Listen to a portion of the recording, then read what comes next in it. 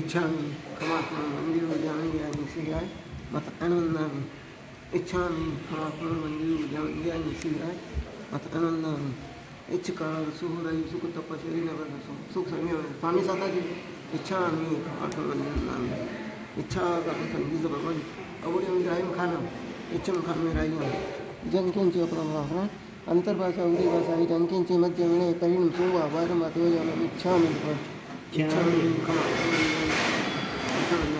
सुसत sir इच्छामि इच्छा संगीत भगवान वायना संगीत इच्छम इच्छामि फलम इच्छा का संगीत भगवान वायना इच्छम इच्छामि फलम इच्छकारी भगवान प्रसाद करी वायना प्रसाद करा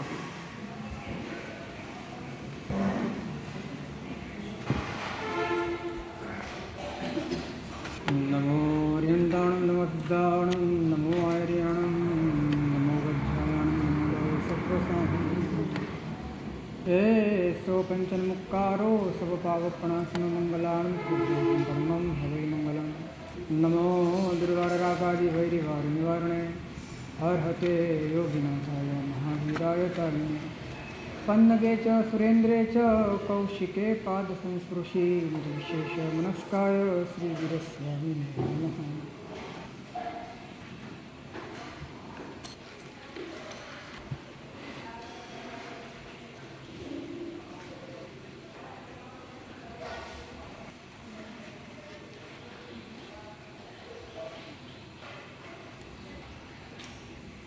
જોડાયા વિનાની સ્થિતિ એ જ ઉપસ્થિતિ બને છે.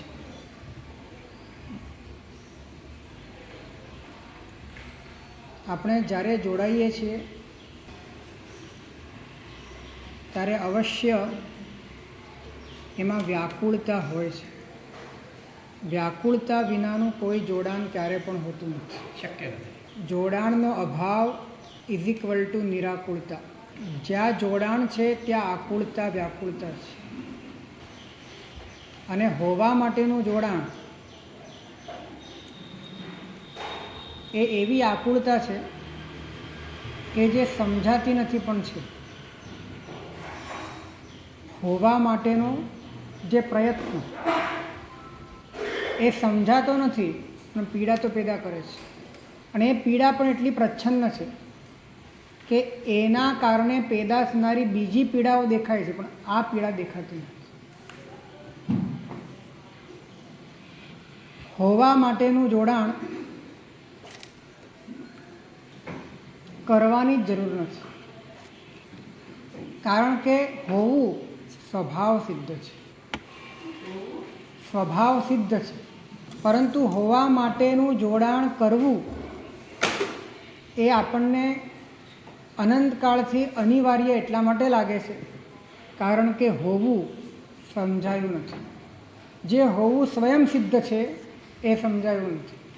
માટે હોવા માટે પ્રયત્ન કરે છે. અને પ્રયત્ન કરે છે તો પ્રયત્ન કરવા માટે તો પર જોઈએ. પર વગર ક્યારે પ્રયત્ન થતો નથી.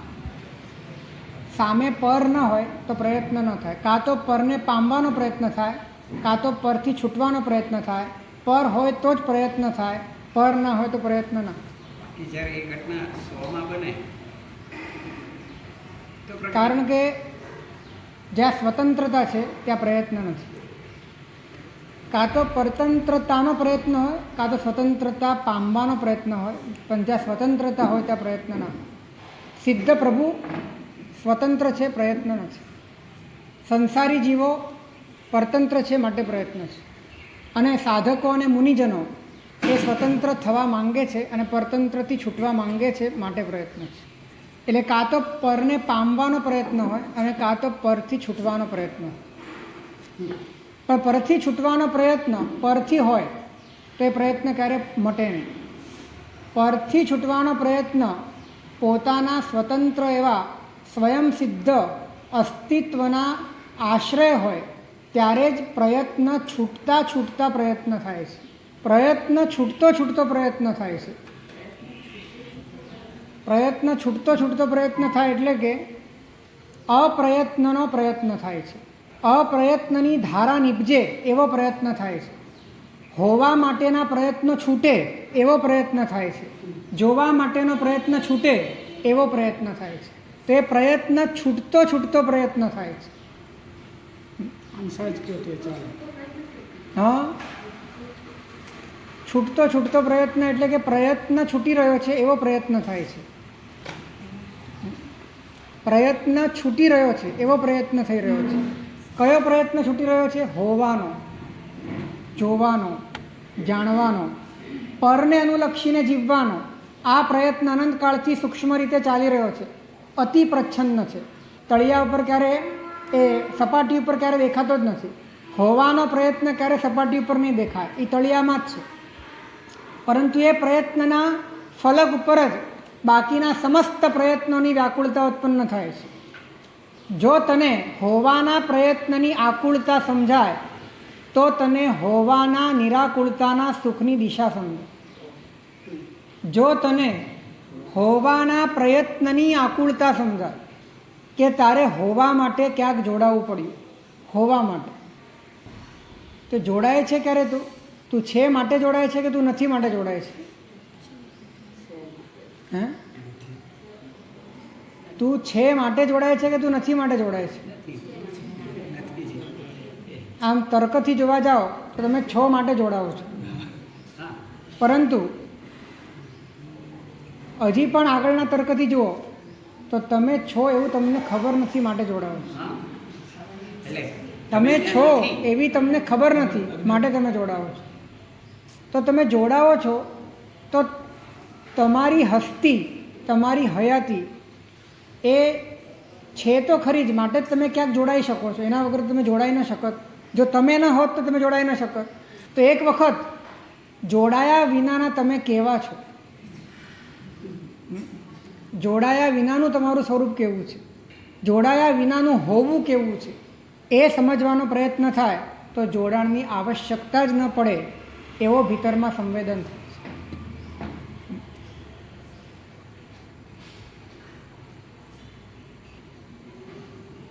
હોવું એ આપણા સમગ્ર જીવનનો મૂલાધાર છે. અને મૂલાધારમાં જ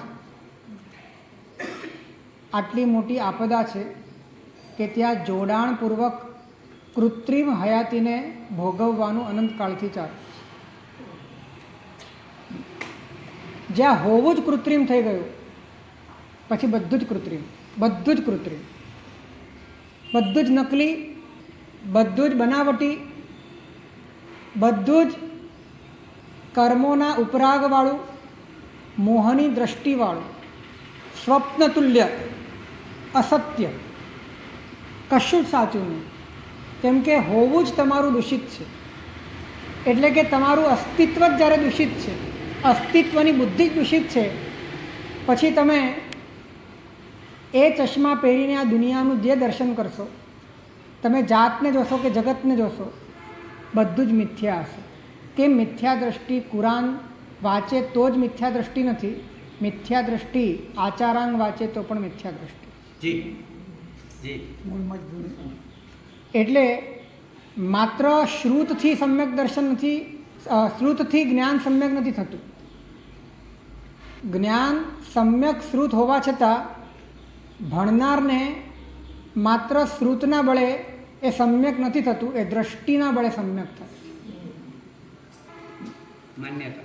દ્રષ્ટિના બળ. અને દ્રષ્ટિનો અર્થ છે કે તમને તમારું યથાર્થ સ્વરૂપ શ્રદ્ધામાં આવે તો જ તમારી દ્રષ્ટિ સમ્યક છે.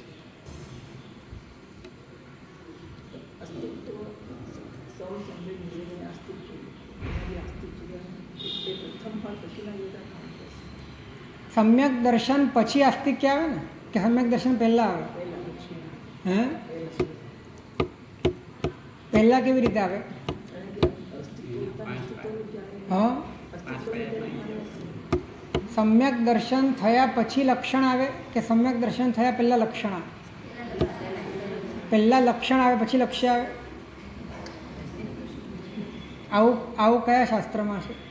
પહેલાં લક્ષણ આવે પછી લક્ષ્ય આવે. હા, લક્ષણ અભ્યાસ રૂપે આવે. પણ લક્ષણ વાસ્તવિક રૂપે તો લક્ષ્ય આવ્યા પછી જ આવે.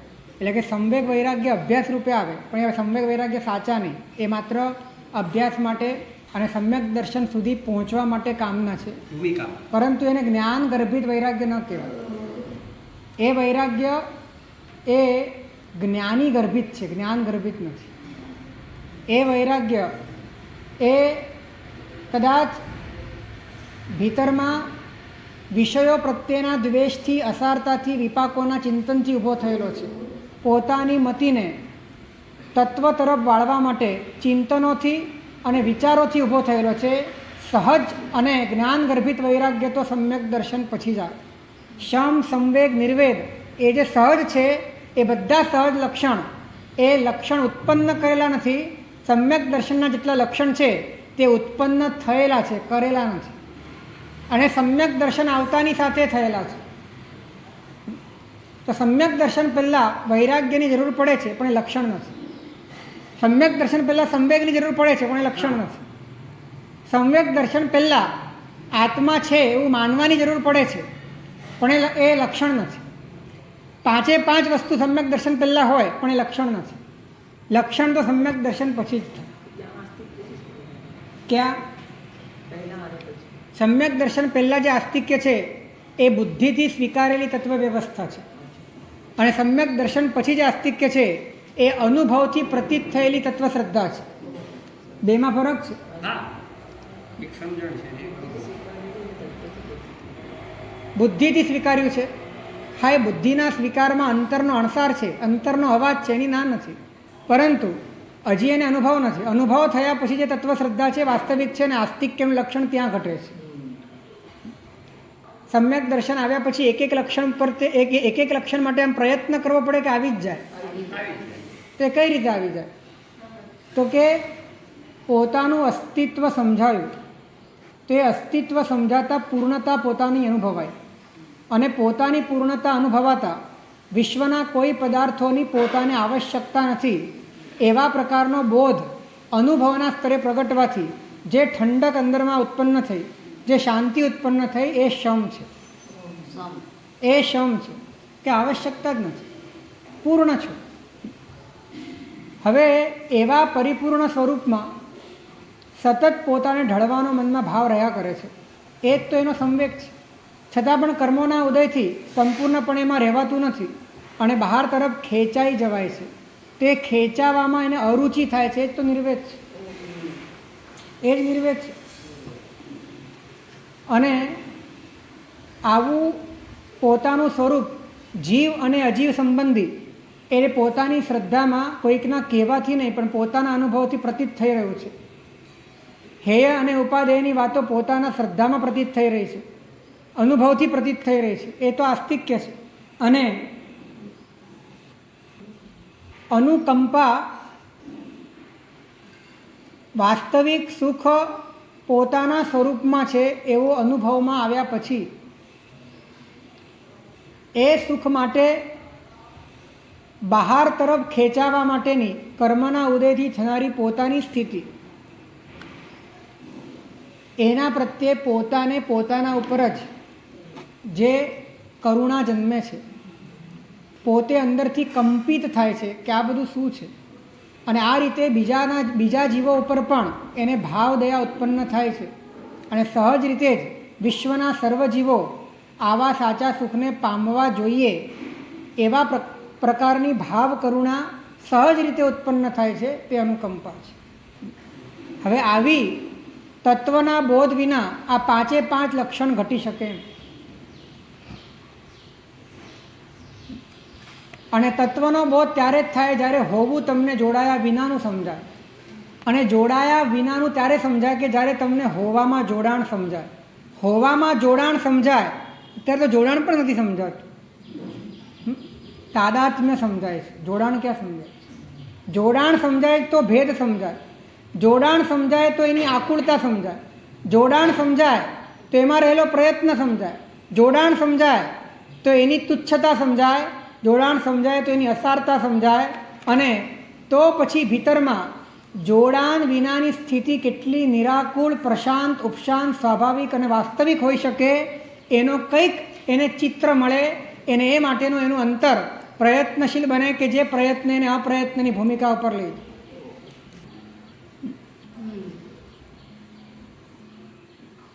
જોડાણની અરુચિ એ જ વૈરાગ્ય છે કે જોડાવું જ ન ગમે. હોવા માટે જોડાવું ન ગમે વૈરાગ્ય છે. જોવા માટે જોડાવું ન ગમે એના પછીનો વૈરાગ્ય છે. જોવા માટે પેદા થયેલા વિભાવો એના પ્રત્યે રુચિ થાય એ ત્રીજા નંબરનો વૈરાગ્ય છે. સૌથી શ્રેષ્ઠ વૈરાગ્ય આ છે કે હોવા માટે જોડાવું ના ગમે.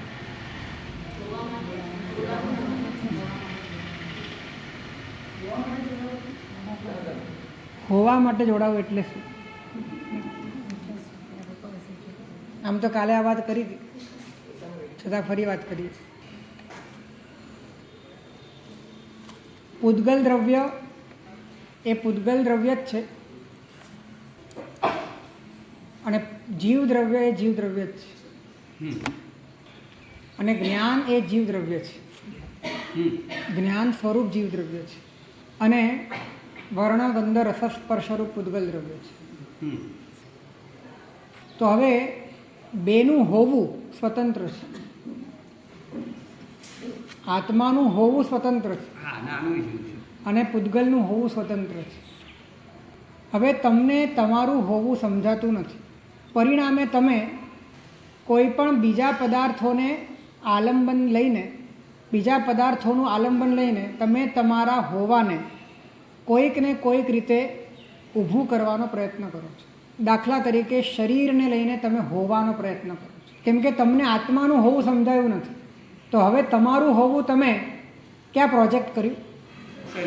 શરીરમાં કર્યું. તો આત્મા તરીકે તમારું હોવું તો છે જ, વધારામાં તમે શરીર તરીકે હોવાનું પસંદ કર્યું. વધારામાં તમે સ્ત્રી કે પુરુષ તરીકે હોવાનું પસંદ કર્યું.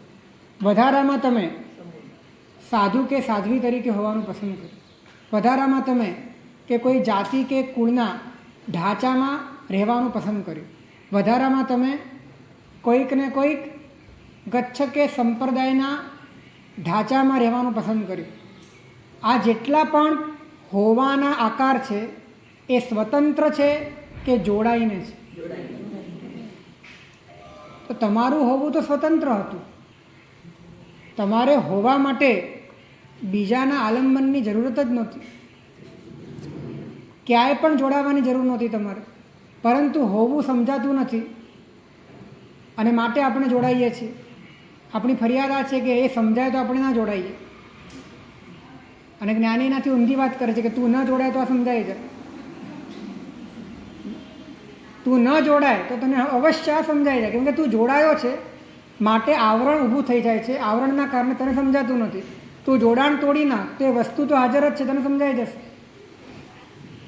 જે તોડે તે એટલે કે જે પરનું જોડાણ તોડે તેને પોતાના હોવાની વાત સમજાય છે. તેને હોવાનું સૌંદર્ય સમજાય છે. એને અસ્તિત્વની શાશ્વતતા સમજાય જાય. એને અસ્તિત્વનો અભેદ સમજાય જાય અને પછી પોતે પરિપૂર્ણતાનો આસ્વાદ લઈ શકે.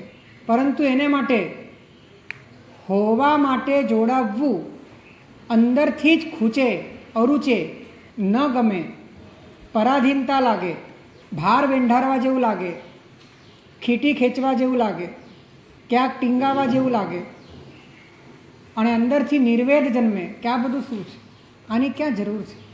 આ બધા ઢાંચાને હોવા માટે મારે પકડવા પડે એની જરૂરત જ નથી. કેમ કે હું આમ જ છું, સ્વયં છું. મારા હોવા માટે, મારા અસ્તિત્વ માટે મારા સિવાય બીજો કોઈ પદાર્થ, જ્ઞાન સિવાયનો અન્ય કોઈ પદાર્થ મારા હોવા માટે ઉપયુક્ત નથી. આ વાત અંદરથી જેને સૂઝમાં આવે છે, સમજમાં આવે છે. જોડાણ હજી તૂટ્યું નથી પણ જોડાણ હવે ગમતું નથી. તો એનું જોડાણ તૂટ્યા વગર રહેતું નથી. તો કેવું છે કે હોવા માટે જોડાવવું જેને નથી ગમતું એનો વૈરાગ્ય સર્વશ્રેષ્ઠ છે. હે સંસારમાં છો ત્યાં સુધી હું તમને એમ પૂછું કે તો એક ઘરમાં એક મકાનમાં તમે 10 જણા રહેતા હો તો તમારે ચોટીને જ રહેવાનું એવો કોઈ નિયમ છે? તમે સાથે રહેતા હો પણ સ્વતંત્ર રહી શકો. એ રીતે આ સંસારમાં રહેવાનું છે, પણ તમને તમારી સ્વતંત્રતાનો તો બોધ હોવો જોઈએ ને. સ્વતંત્રતાનો બોધ નથી, એ જ સંસાર છે. તમે શરીર સાથે રહો એનો વાંધો નથી, પણ તમે શરીર હો એનો વાંધો છે. શરીર તમારા હોવાનો આધાર બની જાય એનો વાંધો છે. હોવા માટેનું જોડાણ શરીર સાથે કરવું પડે એનો વાંધો છે. તમે હો અને શરીર હો કોઈ વાંધો નથી. તમે શરીરની સાથે રહો એનો કોઈ વાંધો નથી. તમે સ્વજનો સાથે રહો, સંયોગો સાથે રહો, પરિવારની સાથે રહો, એની સાથે કોઈ લેવા દેવા નથી. તમારી સ્વતંત્રતા ક્યાંય પણ લોપાવી ના છે. એ અખંડ ઊભી રહી છે. એ અખંડ હોય તો તમને તમારી પૂર્ણતા તમારા શરીરના માધ્યમે ભોગવવી નહીં પડે. તમારે તમારી પૂર્ણતા માટે આ સંસાર પાસે પોતાનો ખોળો પાથરવો નહીં પડે. તમારે ખોબો ધરવો નહીં પડે. તમે અંદરથી જ એટલા શાંત થઈ જશો, અંદરથી જ એટલા તૃપ્ત થઈ જશો કે મારે કશું જોઈતું જ નથી. અને એ રીતે જ્યારે સંસારમાં રહીએ છીએ ત્યારે એ સંયોગોની વચ્ચે પણ જળ કમળવત નિર્લેપતા આવી જાય છે. ને એ રીતે રહેવું એ જ વાસ્તવમાં રહેવાની કળા છે. નહીં તો ડગલે ને પગલે જે હોવા માટે જોડાયો એ જોવા માટે પણ જોડાશે, જે મિથ્યાત્વથી જોડાયો એ કશાયથી પણ જોડાશે, એ કર્મોથી પણ જોડાશે અને આગળ જતાં અનંત સંસારનું પરિભ્રમણ સુનિશ્ચિત કરશે.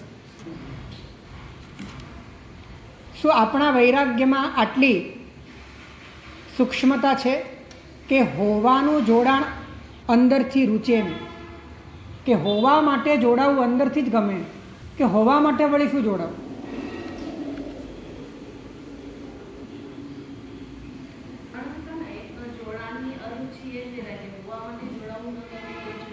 જોડાણની અરુચિ એ વૈરાગ્ય, આ કોમન સ્ટેટમેન્ટ છે. એમાં હોવા માટે જોડાવું ન ગમે એ સર્વશ્રેષ્ઠ વૈરાગ્ય.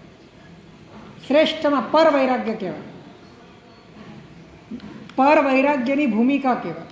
પર વૈરાગ્ય તો અનુભવ પછી આવે છે, પણ પર વૈરાગ્યની આ ભૂમિકા છે કે હોવા માટે જોડાવું નથી. એટલે કે કોઈની નજરોમાં કોઈ પણ રીતે ઉપસ્થિત રહેવા માટે, પ્રેઝન્ટ થવા માટે, દેખાવા માટે અંદરનો હવે કોઈ પણ પ્રકારનો ભાવ એ પોતાને ખૂંચે છે અને એ બાબત માટે પોતે સજ્જ થવા તૈયાર નથી, એને માટે આગળ વધવા તૈયાર નથી. એને આ બધી વાતો બોગસ લાગે છે. કોઈ પણ રીતે પોતાની નોંધ લેવાય એ માટેનો પ્રયાસ એને પાણીમાં વલોણા કરવા જેવો લાગે છે. શું આપણે આપણા વૈરાગ્યને આટલી સૂક્ષ્મતા સુધી અને તીક્ષ્ણતા સુધી પહોંચાડી શકીએ? તો પળે પળ કેટલી બધી સાવધાની આવી છે. કેમ કે પળે પળ આપણે હોવા માટે જોડાતા હોઈએ છીએ. સામે કોઈ વ્યક્તિ આવી એટલી વાર, બસ વ્યક્તિ આવવાની અને ન આવે તો પણ એ કાર્ય ચાલુ છે.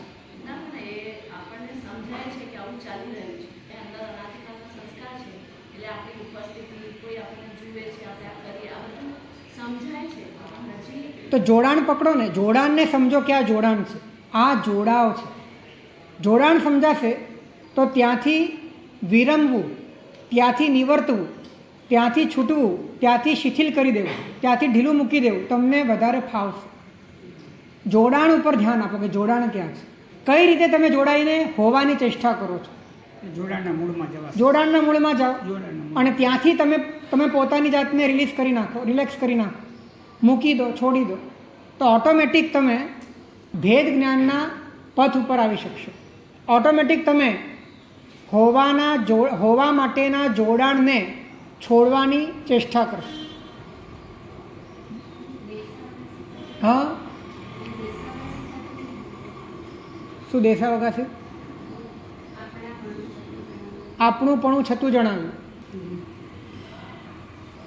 તો સામાયિકનો અર્થ જ એ છે કે સંભાવમાં રહેવું, અને સંભાવમાં રહેવાનો અર્થ જ એ છે કે સ્વભાવમાં રહેવું, અને સ્વભાવમાં રહેવાનો જ અર્થ છે કે હોવા માટે કોઈ પણ આલંબનનો આશરો ના લે.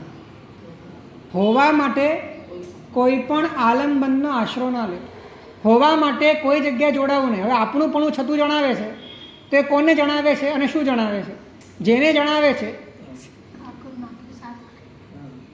જેને જણાવે છે એ પર છે, અને જે જણાવે છે એ પણ પર. એ પણ પર.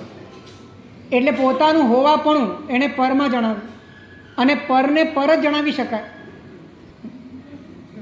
પરને જણાવવા માટે પર જ જણાવવું પડે. જ્યારે તમે કોઈ પણ પર સામે ઉપસ્થિત રહેવા માંગો છો, એ ઉપસ્થિત રહેવાની જે ભાવના છે એ તમને પર સાથે જ જોડે છે. પરમાં જ હોવું તમારું જોડાય છે. હોવા માટે તમે પર સાથે જ જોડાઓ છો, અને તમારી કૃત્રિમ હયાતી વ્યક્તિત્વની વાસનાનો ત્યાં નિર્માણ થાય છે. અનંતકાળથી એટલો બધો આત્મસાત થયેલો આ સંસ્કાર છે કે નજરોમાં, દ્રષ્ટિમાં આપણા ભીતરમાં કેટલા બધા નવા અલગ અલગ પ્રકારના વ્યક્તિત્વો નિર્માણ પામતા હોય છે, અને એ હોવા માટે જોડાવાની ધારા સતત અંદરમાં વ્યાકુળતાનો જન્મ આપ્યા કરે છે. અને એ રીતે સૂક્ષ્મપણે પ્રયત્નોની, આકુળતાની, વ્યાકુળતાની, સંશ્લેષની ધારા અવિરત ચાલતી હોય.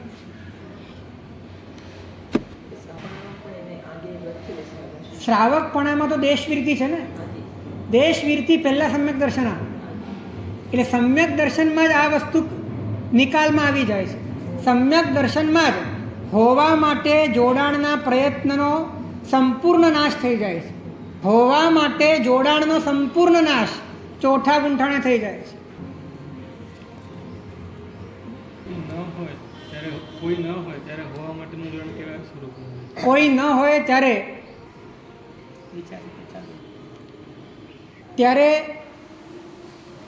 ઇન્દ્રિયો, મન અને શરીરના તાદાત્મ્ય રૂપે હોય છે. ત્યારે પોતે કરેલા કૃત્યની, પોતે કરેલા કાર્યોની કર્તૃત્વની વાસના રૂપે હોય છે. પોતાને મળેલા યશ અને પ્રતિષ્ઠાથી ઉત્પન્ન થયેલી આઈડેન્ટિટી રૂપે હોય છે. અને બધો જ સંગ્રહ અંદરમાં એક સાથે બીજ રૂપે પડેલો હોય છે. જે સ્મૃતિમાં આવે, જે નિમિત્તોના કારણે જે સ્મૃતિમાં આવે તે લઈને તે વસ્તુને પકડીને હોવા માટેનું જોડાણ સતત ભીતરમાં ચાલતું જ હોય છે. જોડાયા વિનાનું હોવું એ અમૃત છે. એને સ્પર્શતાની સાથે, એને માત્ર જોતાની સાથે ભવોભવનો તાપ અને સંતાપ ક્ષણ માત્રમાં ઓગળી જાય.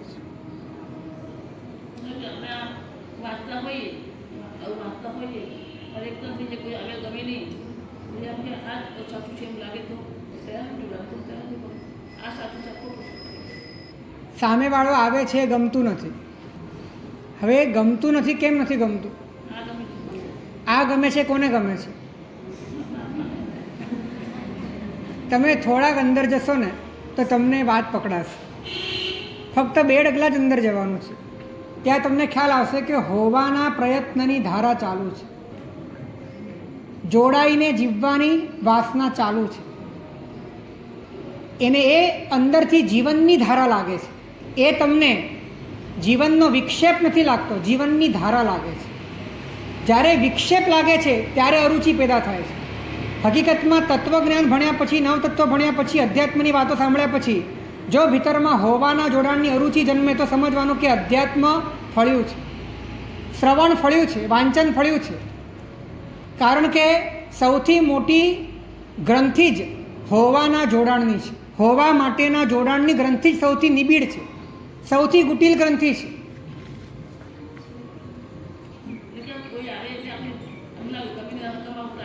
હું શું કહું છું, જેને કોઈ જોતું જ નથી, જેને કોઈ જોતું નથી અને જે કોઈને જોતો નથી એના ભીતરમાં પણ આ વાસના પડી છે. બાહુબલી કેટલા વર્ષ હતા જંગલમાં? 1 વર્ષ સુધી હતા. ત્યાં કોઈ આવતું પણ નહોતું. માત્ર વનસ્પતિઓ હતી, પંખીઓ હતા, અને એવા એકાંત વાતાવરણમાં પણ એમના વ્યક્તિત્વનો આકાર, હોવા માટેનું જોડાણ અંદરમાં બરકરાર હતું. બ્રાહ્મી સુંદરી આવ્યા, ભીતરમાં બોધ થયો, જોડાણ તૂટી ગયું અને સાચું હોવું સમજાઈ ગયું અને અંદરમાં સમાઈ ગયા અને કેવળ જ્ઞાન પ્રગટ થયું.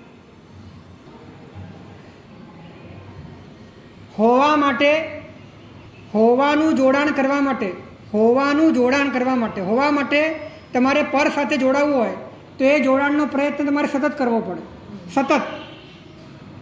પણ એકવાર જોડાણ તૂટી ગયા પછી જે હોવું છે એના માટે કોઈ પ્રયત્ન જ નથી. પ્રયત્ન શૂન્ય ઉપસ્થિતિ છે, પ્રયત્ન શૂન્ય અસ્તિત્વ છે. હા, વ્યવહાર ચાલતો હોય અને વ્યવહારિક પ્રયત્ન પણ ચાલતો હોય, પણ પોતે પ્રયત્ન વિનાનો આ બધા જ પ્રયત્નોને અને વ્યવહારને પોતે જોઈ શકે એટલો નિરાળો અને નિર્મળ પોતાના અંદરમાં આત્મસાક્ષિક રીતે પોતાની અનુભૂતિમાં વિદ્યમાન હોય એવી એની આંતરસૃષ્ટિ હોય છે.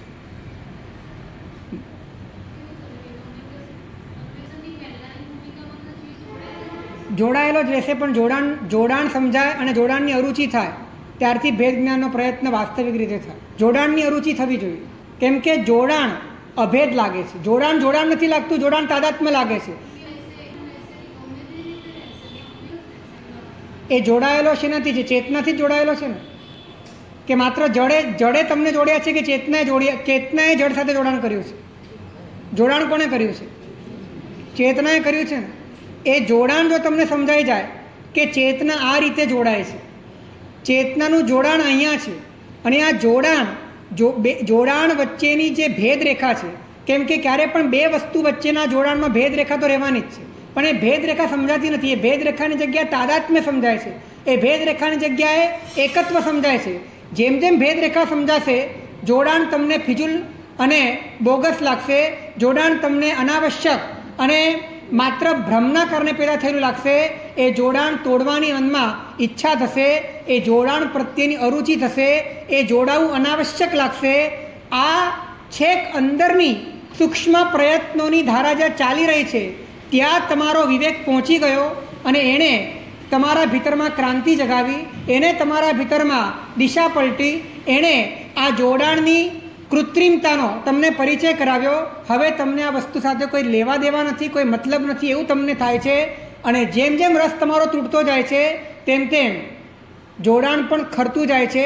અને જોડાણ વિનાની, જોડાયા વિનાની, જોડ વિનાની અજોડ એવી પોતાની ઉપસ્થિતિ, એવું પોતાનું અસ્તિત્વ પોતાને સમજાય છે, નિરાકુળતા સ્પર્શાય છે અને વ્યક્તિ ધીરે ધીરે અંદરથી પોતાના તત્વને સ્પર્શી શકે એટલો કાબેલ બને છે. પરંતુ આપણો જે પણ વૈરાગ્ય છે ને એ જોવા માટેનો પણ વૈરાગ્ય નથી, પણ જે જોવા લાયક સંસારમાં લાગે છે એના ઉપર આપણે વૈરાગ્ય ઊભો કર્યો છે. સંસારીઓની દ્રષ્ટિએ જે વસ્તુઓ જોવા લાયક છે એટલી વસ્તુઓ ઉપર જ આપણે વૈરાગ્ય પેદા કર્યું છે. પણ જોવાનો વૈરાગ્ય પેદા નથી થયો અને હોવાનો વૈરાગ્ય પેદા નથી થયો. ત્યાં સુધી ફરજ નથી લાગે ત્યાં સુધી. અને બન્યું છે એવું કે જોવાનો વૈરાગ્ય ઊભો થયો નથી અને જોવા લાયકનો વૈરાગ્ય પેદા કરી દીધો છે. હા, અંદરથી બહાર જવું છે અને બહારથી બહાર જવાની દિશા બંધ કરી છે. બહારથી બહાર જવાની દિશા બંધ કરી છે અને અંદરથી બહાર જવું છે. અને એના કારણે ભીતરમાં સંઘર્ષ પેદા થાય છે, એના કારણે ભીતરમાં દ્વંદ્વ પેદા થાય છે, એના કારણે ભીતરમાં અસમંજસતા પેદા થાય છે, એના કારણે અનેક પ્રકારના ઇમ્બેલેન્સિંગ ક્રિએટ થાય છે. કારણ કે જોવું તો છે પણ જોવું નથી. જોવું છે અંદરની વાત છે અને જોવું નથી એ બહારની વાત છે. એટલે ડ્યુઅલ આઈડેન્ટિટી. Dual identity. હવે ડ્યુઅલમાં પણ જોર કોનું છે? જોર કોનું છે? જોર તમારી અંદરની વાતનું છે. અને અંદરની વાત એ છે કે તમારે જોવું છે. બહારની વાત આ છે કે જોવું નથી.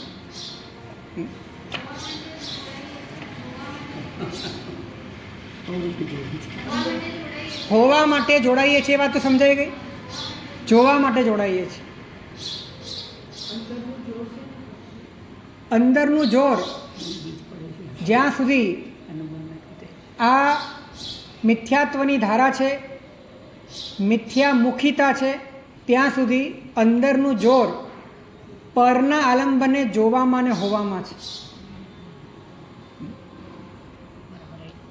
અને સાધુ જીવનમાં સૌથી મોટી પીડા આ છે કે જોવું છે અને જોવું નથી. આનાથી કોઈ મોટી પીડા નથી. કરવું છે અને કરવું નથી. એક સાથે બે દ્વંદ્વ ચાલે છે. સરળતા નથી, સ્પષ્ટતા નથી, પ્રામાણિકતા નથી, આરપાર નથી. દરેક જગ્યાએ દરેક વાતમાં બે વાત છે, અને અંદરની વાત જુદી છે, બહારની વાત જુદી છે. અને માટે જ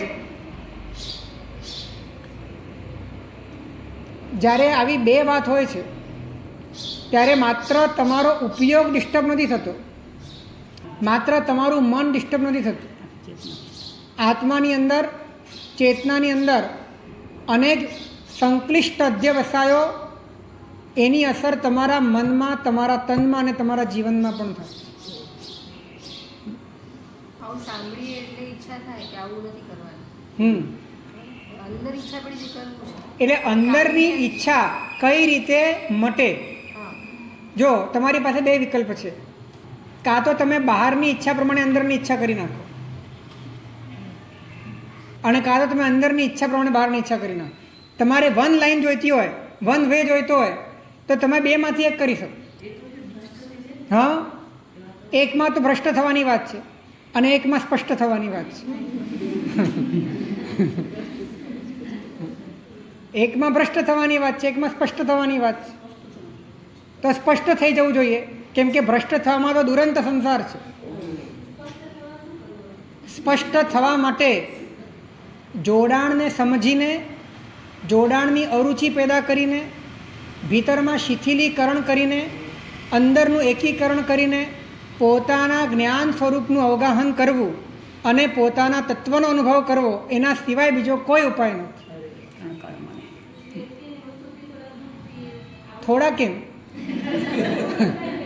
થોડા કેમ દૂર થવું છે? અંદરથી સંયોગોમાં તમે દૂર થાવ ન થાવ એ બીજા નંબરની વાત છે. કોન્સેપ્ચ્યુઅલી તો તમારે સંપૂર્ણપણે દૂર થવું જોઈએ. તત એટલે જ્ઞાન, અને જ્ઞાનનું જ્ઞાનપણું શેમાં છે? આ પેનનું પેનપણું શેમાં હોય? પેનમાં જ હોય. તો જ્ઞાનનું જ્ઞાનપણું શેમાં હોય? જ્ઞાનમાં જ હોય. તો એ જ્ઞાનનું જ્ઞાનપણું સમજાયું છે કે જ્ઞાનમાં જ્ઞેયપણું સમજાયું છે? જ્ઞેયમાં જ્ઞાનપણું સમજાયું છે. જ્ઞેયમાં જ્ઞાનપણું સમજાય છે, જ્ઞાનમાં જ્ઞેયપણું સમજાય છે, પરંતુ જ્ઞાનમાં જ્ઞાનપણું નથી સમજાયું, માટે તત્વ સમજાયું નથી. તેમાં તે પણ તસ્મિન તદ ઇતિ તત્વમ, અતસ્મિન તદ ઇતિ ભ્રમ. અતસ્મિન તદ એટલે કે જે વસ્તુ તે નથી એમાં તેની બુદ્ધિ થવી એ ભ્રમ છે. જ્ઞેયમાં જ્ઞાનનો ભ્રમ થઈ રહ્યો છે. એટલે કે શરીર હું છું આવું નક્કી કોણ કરે છે? જ્ઞાન નક્કી કરે છે. તો જ્ઞાનને જ્ઞેયમાં ભ્રમ થઈ ગયો, જ્ઞાનને જ્ઞેયમાં ભ્રમ થઈ ગયો ક્યાં હું છું. તો અતસ્મિન તદ ઇતિ ભ્રમ, જે વસ્તુ તે નથી તેમાં તેના તે પણ સમજવું, એનું નામ ભ્રમ છે. અનંતકાળથી ભ્રમમાં છીએ. તત્વનો અર્થ એ છે કે તેમાં તે પણ, જ્ઞાનમાં જ્ઞાનપણું સમજાય, જ્ઞાનમાં જ્ઞેયપણું નહીં, જ્ઞેયમાં જ્ઞાનપણું નહીં, જ્ઞાનમાં જ્ઞાનપણું સમજાય એ તત્વજ્ઞાન છે.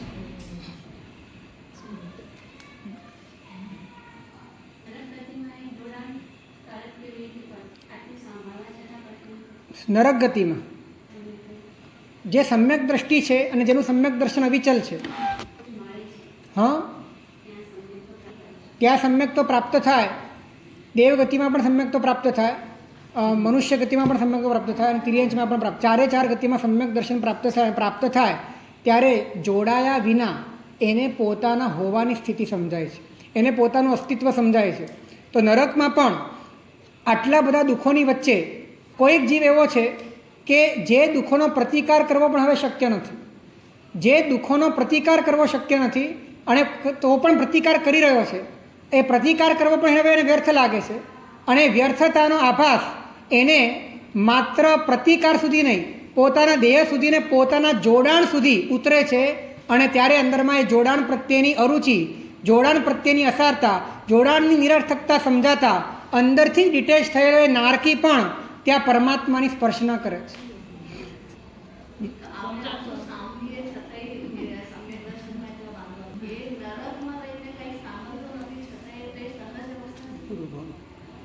એ લોકોએ સાંભળી લીધેલું છે પહેલાં, અને એ રુચિનું બીજ અંદર પડેલું હતું, અને અવસર આવ્યો, નિમિત્ત આવ્યો, દુઃખનું નિમિત્ત આવ્યું, અને વીર્ય પ્રગટ થઈ ગયું, અચાનક કામ થયું.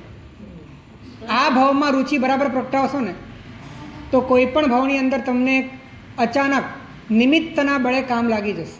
પણ આવતા ભાવની રાહ જોવા જેવી નથી. આવતા ભાવ સુધી લંબાવવા જેવું નથી. કારણ કે આવતા ભાવ પહેલાં કદાચ આપણી રુચિ પલટાઈ જાય અને ફંટાઈ જાય, કદાચ આપણે કોઈક રવાડે ચડી જઈએ અને ભાવ આપણા ભટકાઈ જાય, એવી શક્યતાઓને સ્વીકારવા કરતાં આ ભાવમાં જ રુચિની તીક્ષ્ણતા અનુભૂતિના સ્પર્શ સુધી પહોંચી જાય એવો સઘન પ્રયત્ન કરવા જેવો છે. એટલો બધો પ્રયત્ન કરીએ તો એવું તમારે એટલું વીર્ય પણ પકડે આપણે આ સ્ટ્રેસ વીર્ય અત્યારે કેમ કરતા? એક વાત ધ્યાનમાં રાખો કે વિવેકથી વીર્ય પ્રગટે છે. નારકીમાં રહેલા મિથ્યાત્વી જીવો આટલું દુઃખ પડવા છતાં પણ વિવેક નથી જાગતો. અતિ સુખમાં રહેલા દેવતાઓમાં પણ અનંતા મિથ્યાત્વી જીવો, અસંખ્ય મિથ્યાત્વી જીવો, એને વિવેક નથી જાગતો. સુખનો અને દુઃખનો અતિરેક યોગ્યતાવાળા જીવોમાં ભેદજ્ઞાન પ્રગટાવી દે છે કે આટલું બધું સુખ મળી ગયું, હવે એને બધું એ ચૂથવા જેવું અને ચાવવા જેવું એકનું એક મોઢામાં આવવા જેવું લાગે છે. અને ત્યાંથી અંદરથી નીરસ થઈને નિરર્થક લાગતા, રસ રુચિ તૂટતા, વિરક્તતા આવતા એ અતિ સુખમાં પણ ભેદજ્ઞાન કરી નાખે છે, પેલો અતિ દુઃખમાં પણ ભેદજ્ઞાન કરી નાખે. અને મનુષ્ય એને સુખ દુઃખની અતિ સુખ નથી, અતિ દુઃખ નથી. તો એવી સ્થિતિમાં જ્ઞાનના બળે, સત્સંગના બળે, વિવેકના બળે, મતિના બળે, બુદ્ધિના બળે એ સમ્યક દર્શન સુધી પહોંચે છે. પરંતુ આ બધા જ આયામોમાં યોગ્યતા જ કારણભૂત છે.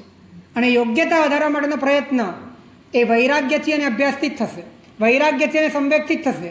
અને વૈરાગ્ય એને આપણે વિષયો સુધી તો આપણે લઈ આવ્યા છીએ, વૈરાગ્યને હજી ઊંડો ઉતારીએ, માત્ર વિષયો સાથે જોડાવવું એના પ્રત્યેનો વૈરાગ્ય બહુ સ્થૂળ વૈરાગ્ય છે. વિભાવો સાથે જોડાવવું એ વૈરાગ્ય હજી સૂક્ષ્મ વૈરાગ્ય છે. પરંતુ વ્યક્તિત્વ સાથે જોડાવવું એ માટેનો વૈરાગ્ય એ અતિ સૂક્ષ્મ વૈરાગ્ય છે. પોતાના વ્યક્તિત્વ સાથે વિષયો સાથે જોડાવવું ન ગમે એ જ વૈરાગ્ય પણ જરૂરી છે, પણ એ સ્થૂળ વૈરાગ્ય છે. એ વૈરાગ્ય આવ્યા પછી વિભાવો સાથે ન જોડાવું એના કરતાં સૂક્ષ્મ વૈરાગ્ય છે. અને એના કરતાં પણ સૂક્ષ્મ વૈરાગ્ય વ્યક્તિત્વ સાથે ન જોડાવું ગમે, અંદરથી એના પ્રત્યે અરુચિ થાય એ હજી સૂક્ષ્મ વૈરાગ્ય છે. પોતાના વ્યક્તિત્વ. તો આપણી જે વાત ચાલી રહી છે કે જોડાણની અરુચિ તે વૈરાગ્ય, અને વિષય સાથેનું તો જોડાણ થઈ જ નથી શકતું, તો ત્યાં તો તમે શું અરુચિ રાખવાનું? વિષયની અરુચિ કરશો. પણ અમે કહીએ છીએ કે જોડાણની અરુચિ કરો. શું જોડાણની અરુચિ થાય છે?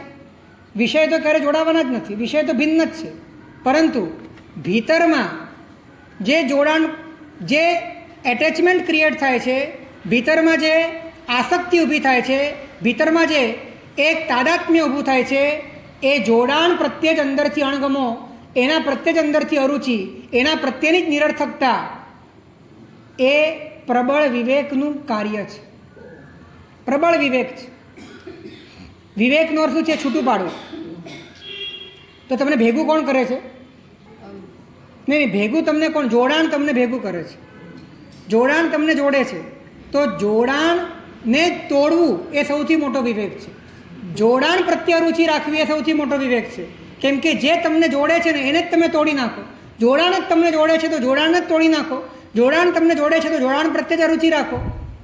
તો હોવા માટે જોડાવું ન રૂચે, જોવા માટે, હમણાં પ્રશ્ન પૂછે ને કે જોવા માટે જોડાવું, એનો દ્રષ્ટાંત આપો.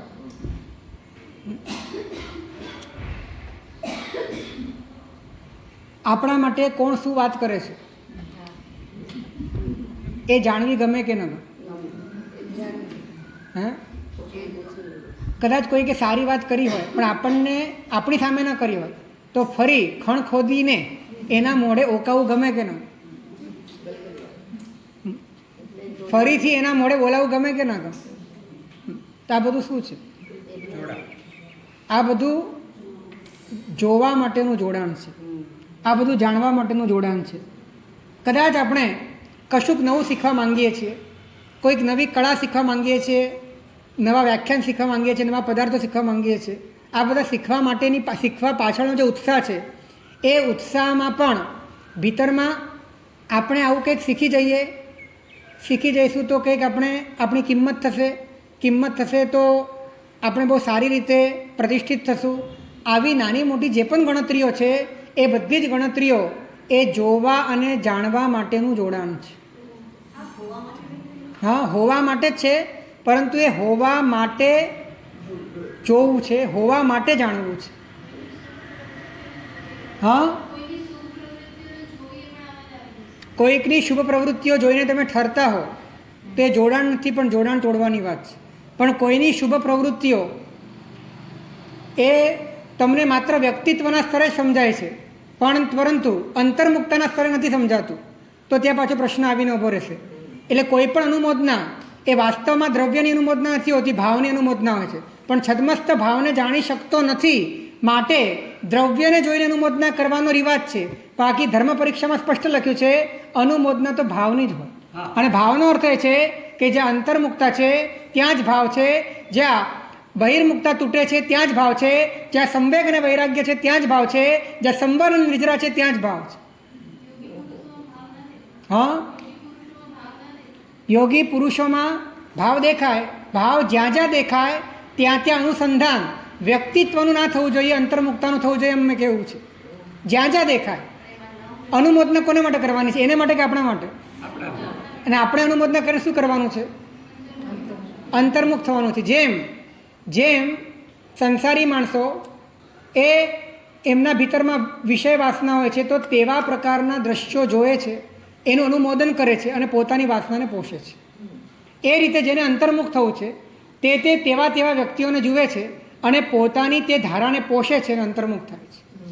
જેની જેવી રુચિ તેવી રુચિના પોષણ માટે ઓટોમેટિક ભીતરમાં તેવા પ્રકારનું અનુમોદન થાય છે. જેની જેવા પ્રકારની રુચિ તેને તેવા પ્રકારની ધારામાં ડૂબવા માટે, એને પુષ્ટ કરવા માટે તથા પ્રકારનું અનુમોદન સહજ રીતે પ્રગટ થાય છે. હવે આપણે નક્કી કરવાનું કે આપણું અનુમોદન કેવું છે. તો એને માટે નક્કી કરવું પડશે કે આપણી ધારા કેવી છે. આપણી ધારા જો બહિર્મુખ છે તો સમજી લેવાનું કે આપણું અનુમોદન પણ બહિર્મુખતાને પોષવા માટે છે. અને બહિર્મુખતાને પોષવા માટે જે અનુમોદના હોય એ અનુમોદના પણ કેવી છે, કોની છે, શેની છે, ક્યાંથી આવે છે અને શું નિપજાવે છે ભીતરમાં? તો બહિર્મુખતા જ નિપજાવે છે. એટલે ખરેખર છે ને, આપણે બહુ શાંતિથી વિચારશું, સમય થઈ ગયો છે, શાંતિથી વિચારશું તો ખ્યાલ આવશે કે અનુમોદના જે કરીએ છીએ ને એમાં પણ સામેવાળાના પુણ્યની અસર આપણા અનુમોદનામાં વધારે હોય છે. સામેવાળાની આંતરિક સ્થિતિનો અણસાર આપણી અનુમોદનામાં બહુ નથી હોતો. સામેવાળો કેટલો પુણ્યશાળી છે, સામેવાળો કેટલો યશસ્વી છે, સામેવાળો કેટલો પ્રતિષ્ઠિત છે, સામેવાળો કેટલો એનું ભવિષ્ય ઉજ્જવળ છે, આ બધી ધારણાઓ આપણી અનુમોદનામાં પ્રાણ પૂરે છે. એટલે કે આપણી અનુમોદના અંતર્મુક્તા માટે છે કે આપણી અનુમોદનામાં પણ ગણતરી છે? ગણતરીબાજ અનુમોદનાઓ છે. હા, પ્રભાવની અસર દેખાય છે. એટલે અનુમોદના એ વ્યક્તિત્વથી પ્રભાવિત છે, અસ્તિત્વથી પ્રભાવિત નથી. બહિર્મુક્તાથી પ્રભાવિત છે, અંતર્મુક્તાથી પ્રભાવિત નથી. કેમ એવું કીધું? કરણ કરાવણ ને અનુમોદન સરીખા ફળ નિપજાવે. કારણ કે અનુમોદનનો સંબંધ રુચિ સાથે છે અને રુચિ અનુયાયી વીર્ય હોય છે. અને માટે કોકની અંતર્મુક્તા જોતા, કોકનો સંવેગ વૈરાગ્ય જોતા, કોકની નિમગ્નતા જોતા, કોકની પરમાત્માની ભક્તિ જોતા ભીતરની અંદર પણ એવા પ્રકારનું વીર્ય પરિણમે. એ દ્રષ્ટિએ અનુમોદનાનું પણ સ્તર કરણ કરાવણ જેવું કીધું. પણ આવી તો વાત જ ક્યાં છે? માટે અંતર્મુક્તાનું બહુ શ્રેષ્ઠ પરિણમન જે અભ્યાસથી થઈ શકે એ અભ્યાસ જોડાણ પ્રત્યેની અરુચિ છે. જોડાણ પ્રત્યેની અરુચિ એ જ વૈરાગ્ય છે. અને વૈરાગ્યમાં સર્વશ્રેષ્ઠ વૈરાગ્ય છે શું છે? હોવા માટે જોડાવાની અરુચિ.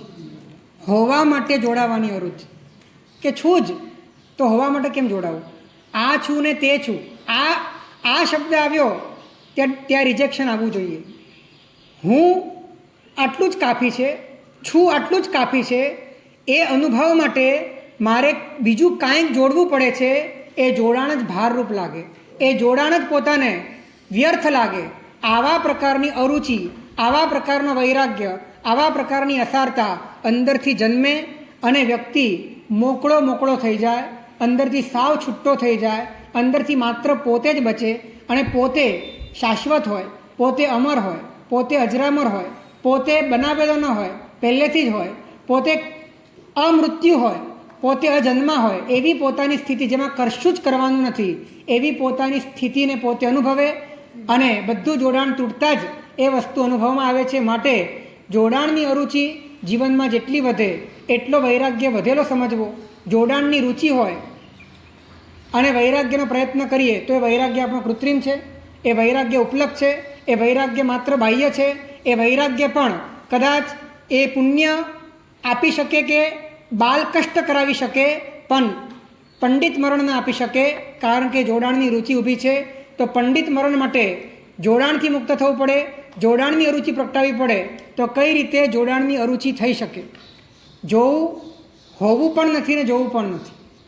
મારે હોવું પણ નથી, મારે જોવું પણ નથી. આવો ભાવ આવી જાય, નિરપેક્ષતા આવી જાય, ભીતરમાં કેટલી શાંતિ છવાય છે. હોવું પણ નથી, હોવા માટે પણ પ્રયત્ન નથી કરવાનો. મરી ગયા, ગુજરી ગયા, હવે આ દુનિયામાં નથી આપણે. તો આ સ્થિતિ કેટલી નિરાકુળ છે. મેં વચ્ચે એક જણાને પૂછ્યું હતું કે તમે જીવો છો અને તમે મરી ગયા, આ બે સ્થિતિમાં શાંતિ વધારે શેમાં છે? તમે જીવો છો અને તમે મરી ગયા, આ બે સ્થિતિમાં શાંતિ વધારે શેમાં છે? તો શું કરવું જોઈએ?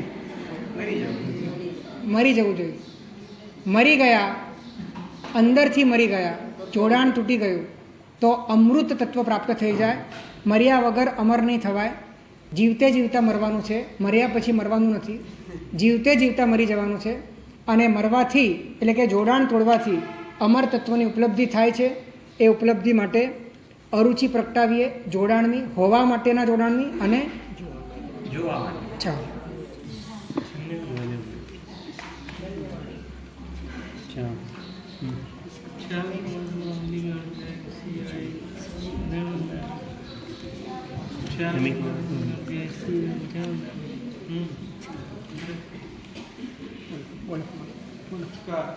जनकिंची अपनं प्रकरण अंतर्भाष उरिभाष जनकिंची मध्यमणे बहीण सुवा वारंवार तो जाणून छामी दुखणं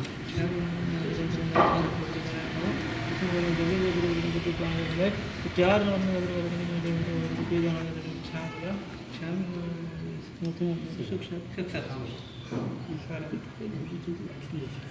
સર્વમંગલ મંગલમ સર્વકલ્યાણકારણમ પ્રધાનમ સર્વધર્માણામ જૈનમ જયતિ.